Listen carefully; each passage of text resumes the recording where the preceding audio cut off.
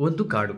ಆ ಕಾಡಿನಲ್ಲೊಬ್ಬ ಬ್ರಾಹ್ಮಣ, ವೇದ ಪಾರಂಗತನು ಅವನು, ಮಹಾನ್ ತಪಸ್ವಿ, ಜ್ಞಾನಿಯಾಗಿರ್ತಾನೆ.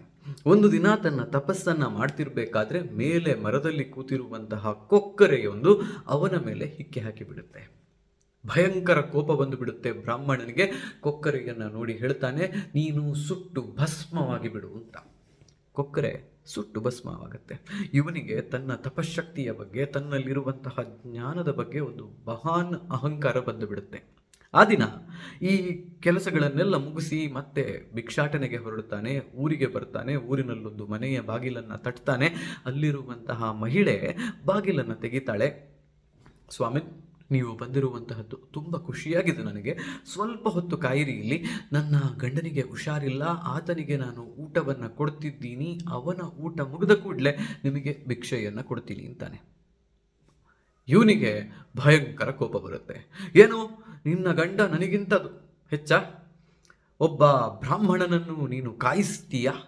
ನನಗೆ ಆಹಾರವನ್ನು ಕೊಡೋದಿಲ್ವ ನೀನು ಮೊದಲಿಗೆ ಅಂತ ಹೇಳಿ ಇನ್ನೇನು ಶಾಪವನ್ನು ಕೊಡಬೇಕು. ಮಹಿಳೆ ಹೇಳ್ತಾಳೆ, ಸುಟ್ಟು ಹೋಗೋದಕ್ಕೆ ನಾನು ಕೊಕ್ಕರೆಯಲ್ಲ ಅಂತ. ಅವನಿಗೆ ಆಶ್ಚರ್ಯ ಆಗುತ್ತೆ. ಈ ಮಹಿಳೆಗೆ ಹೇಗೆ ಗೊತ್ತಾಯಿತು ಆ ವಿಚಾರ?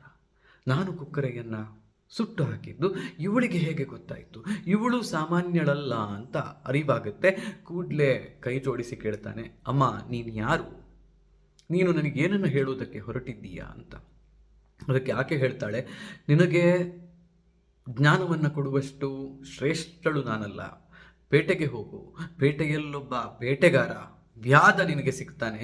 ಅವನು ನಿನಗೆ ಧರ್ಮದ ನೀತಿಯನ್ನು ಬೋಧಿಸ್ತಾನೆ ಅಂತ. ಇವನಿಗೆ ಮತ್ತೆ ಒಂದು ಸ್ವಲ್ಪ ಇರಿಸು ಮುರುಸಾಗುತ್ತೆ. ಬೇಟೆಗಾರ, ಮಾಂಸವನ್ನು ಮಾರುವಂತಹ ಕಟುಕ ನನಗೇನನ್ನು ಹೇಳೋದು ಸಾಧ್ಯ ಇದೆ ಅಂತ. ಯಾವುದಕ್ಕೂ ಇರಲಿ ಅಂತ ಅವನ ಕಸಾಯಿಖಾನೆಯನ್ನು ಹುಡುಕಿಕೊಂಡು ಪೇಟೆಗೆ ಹೋಗ್ತಾನೆ. ಅಲ್ಲಿ ಅವನನ್ನು ನೋಡಿದ ಕೂಡಲೇ ಈ ಬೇಟೆಗಾರ ಕೈ ಮುಗಿದು ಅವನನ್ನು ಒಳಗೆ ಕರೀತಾನೆ, ಕೂರಿಸ್ತಾನೆ, ಕೈಕಾಲುಗಳನ್ನು ತೊಳಿತಾನೆ. ಏನು ತಾವು ಬಂದದ್ದು, ತಮಗೇನಾಗಬೇಕು ಅಂತ ಕೇಳ್ತಾನೆ.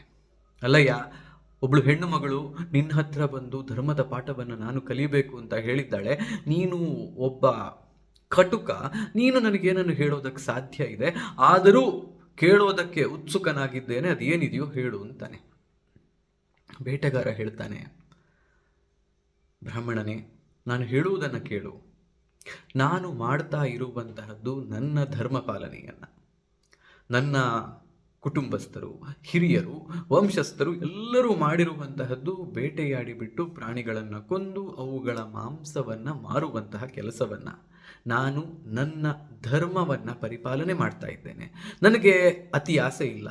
ಪ್ರಾಣಿಗಳನ್ನು ಕೊಲ್ಲುವಾಗ ಕರ್ತವ್ಯ ಅಂತ ಹೇಳುವ ದೃಷ್ಟಿಯಿಂದ ಮಾತ್ರ ಅದನ್ನು ಮಾಡ್ತೇನೆ. 10-15 ಪ್ರಾಣಿಗಳು ನನಗಿವತ್ತು ಬೇಕು, ಅತಿಯಾದಂತಹ ದುಡ್ಡು ನನಗೆ ಬೇಕು ಅಂತ ಹೇಳುವ ಯಾವ ಆಶಯವೂ ನನಗಿಲ್ಲ. ಹಾಗಾಗಿ ನಾನು ಮಾಡ್ತಾ ಇರುವಂತಹದ್ದು ನನ್ನ ಧರ್ಮ ಪರಿಪಾಲನೆಯನ್ನು ಮಾತ್ರ. ನಮ್ಮ ಧರ್ಮ ಏನು ಅನ್ನುವುದನ್ನು ಅರಿತುಕೊಂಡು ಅದನ್ನು ಪರಿಪಾಲನೆ ಮಾಡಿದರೆ ಅದು ದೇವರ ಹತ್ರ ನಮ್ಮನ್ನು ಕರ್ಕೊಂಡು ಹೋಗುತ್ತೆ. ಇದು ನನ್ನ ಒಂದು ಮಾತು ಅಂತ ಹೇಳ್ತಾನೆ. ಮುಂದುವರಿಸಿಕೊಂಡು ಹೇಳ್ತಾನೆ, ನಮ್ಮವರನ್ನು, ನಮ್ಮ ಪ್ರೀತಿ ಪಾತ್ರರನ್ನು, ನಮ್ಮ ಹಿರಿಯರನ್ನು, ನಮ್ಮ ಗುರುಗಳನ್ನು ಸೇವೆ ಮಾಡುವಂತಹದ್ದು ಅತ್ಯಂತ ಮುಖ್ಯವಾದಂತಹ ಶ್ರೇಯಸ್ಕರವಾದಂತಹ ಕೆಲಸ. ಅದನ್ನು ಮಾಡುವುದರಿಂದಲೂ ಕೂಡ ಧರ್ಮ ಮಾರ್ಗದಲ್ಲಿ ಮುಂದೆ ಹೋಗುವಂತಹ, ದೇವರನ್ನ ಹತ್ತಿರಗೊಳ್ಳುವಂತಹ ಕೆಲಸ ನಡೆಯುತ್ತೆ. ಅದೇ ಕೆಲಸವನ್ನು ನೀನು ಇವತ್ತು ಭೇಟಿ ಮಾಡಿದಂತಹ ಮಹಿಳೆ ಮಾಡ್ತಾ ಇದ್ದದ್ದು. ತನ್ನ ಗಂಡನಿಗೆ ಹುಷಾರಿಲ್ಲ, ಆತನ ಸೇವೆಯನ್ನು ಯಾವುದೇ ರೀತಿಯ ಎಕ್ಸ್ಪೆಕ್ಟೇಷನ್ಸ್ ಇಲ್ಲದೆ ಅವಳು ಮಾಡ್ತಾ ಇದ್ದಾಳೆ. ಅದುವೇ ಆಕೆ ಮಾಡ್ತಾ ಇರುವಂತಹ ದೇವರ ಸೇವೆ.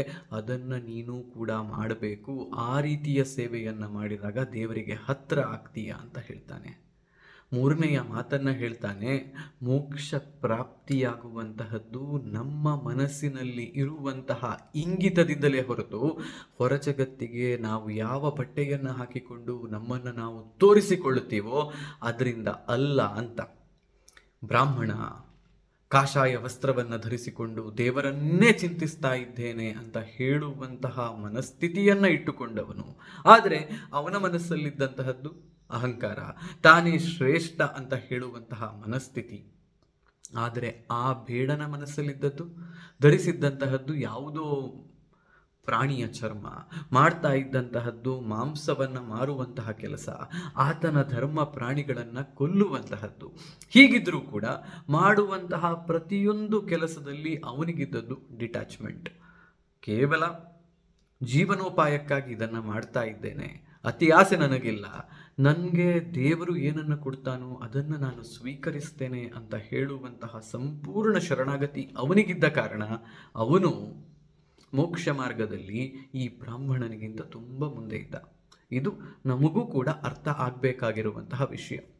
ಕರ್ಮಗಳನ್ನು ಸರಿಯಾಗಿ ಮಾಡಿ, ಯಾರಿಗೆ ಸಹಕಾರ ಕೊಡೋದಕ್ಕೆ ಸಾಧ್ಯ ಇದೆಯೋ, ಪರೋಪಕಾರ ಮಾಡೋದಕ್ಕೆ ಸಾಧ್ಯ ಇದೆಯೋ ಅಲ್ಲಿ ಮಾಡಿ. ನಿಮ್ಮ ಮನೆಯಲ್ಲಿಯೇ ಈ ಪರೋಪಕಾರಗಳು ಉಪಕಾರಗಳು ಶುರುವಾಗಲಿ. ನಿಮ್ಮ ಹಿರಿಯರಿಗೆ, ನಿಮ್ಮ ಗುರುಗಳಿಗೆ ಗೌರವ ಕೊಡೋದನ್ನು, ಅವರ ಸೇವೆಯನ್ನು ಮಾಡೋದನ್ನು ಮರಿಬೇಡಿ. ನಿಮ್ಮ ಇಂಟೆನ್ಷನ್ಸ್ ಅಥವಾ ಮನಸ್ಸಿನ ಆಲೋಚನೆಗಳನ್ನು ಶುದ್ಧವಾಗಿಡಿ. ದೇವತಾರಾಧನೆಯನ್ನು ಪ್ರೀತಿಯಿಂದ, ಸಂಪೂರ್ಣ ಶರಣಾಗತಿಯಿಂದ ಮಾಡಿ. ಇದಿಷ್ಟು ನಿಮ್ಮನ್ನು ಕೂಡ ಮುಂದಕ್ಕೆ ತಗೊಂಡು ಹೋಗುತ್ತೆ. ಇದು ಇವತ್ತಿನ ಕತೆ. ಈ ಕತೆ ನಿಮ್ಗೆ ಇಷ್ಟ ಆಯಿತು ಅಂತ ಹೇಳಿದರೆ ಬೇರೆಯವರ ಜೊತೆಗೆ ಶೇರ್ ಮಾಡೋದನ್ನು ಮರಿಬೇಡಿ. ಲೈಕ್ ಮತ್ತು ಕಮೆಂಟ್ ಮಾಡೋದನ್ನು ಮರಿಬೇಡಿ. ಹೋಗಿ ಬರ್ತೀನಿ. ನಾನು ನಿಮ್ಮ ಆಶೀಶ್ ಸರಡ್ಕರ್.